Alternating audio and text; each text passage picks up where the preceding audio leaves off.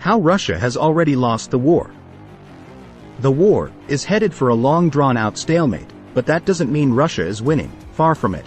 Putin wants total capitulation, but he clearly will never get it.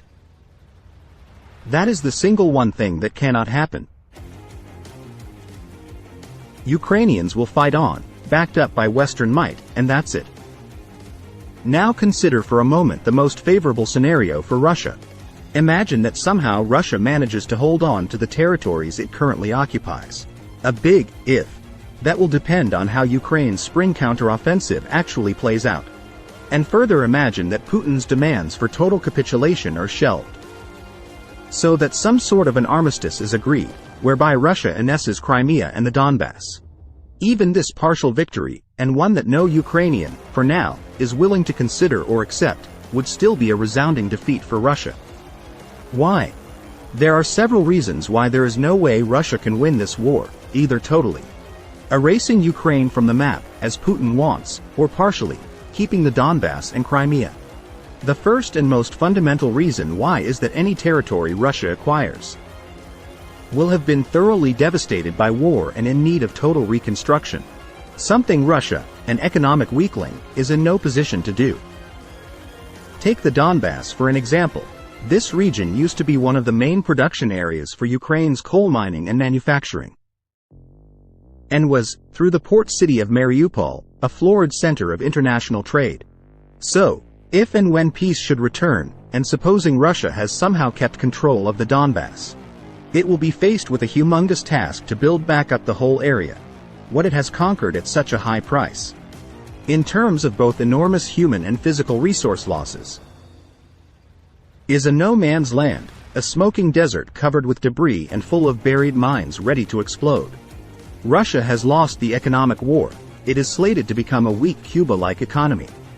Russia is a petrostate with practically no manufacturing capacity of its own, and it has already lost, because of the war, its most lucrative markets, those next door. Western Europe.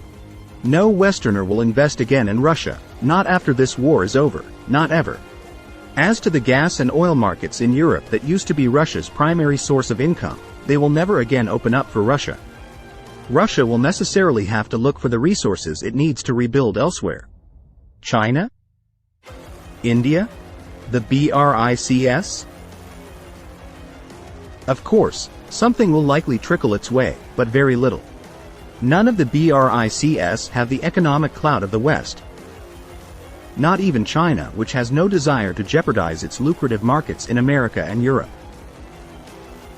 But how much concrete help can Russia expect from such countries when the time comes? And it has to rebuild both the territories it might have conquered off Ukraine and its own economy? Not forget that Russia was never a large economic power to begin with, even before the war, more or less the size of Italy. What was always big about Russia was its supposed military might, essentially built on two pillars: the large army it could potentially field and its nuclear armament. The illegal Wagner mercenaries have shown that the Russian forces are woefully mismanaged and inefficient. With its most lucrative markets shut down and no prospects of direct foreign investment jumpstart the rebuilding of its economy in the future. Once the war is over, Russia is headed in one direction only, and that is down. Russia has lost the diplomatic war. Ukraine's candidacy to NATO is back on the table. NATO expansion was always seen by Putin as a threat and one of the alleged reasons for his decision to invade Ukraine. Ukraine has been waiting to enter NATO since 2008 when it first placed its candidacy. Thanks to Putin's invasion, it now appears to be close to obtaining it at last. If it were not for Turkey and their unhealthy courting of Putin, Ukraine would already be part of NATO. Looking at what Putin has obtained with his war, the losses he has caused with that special operation are simply staggering.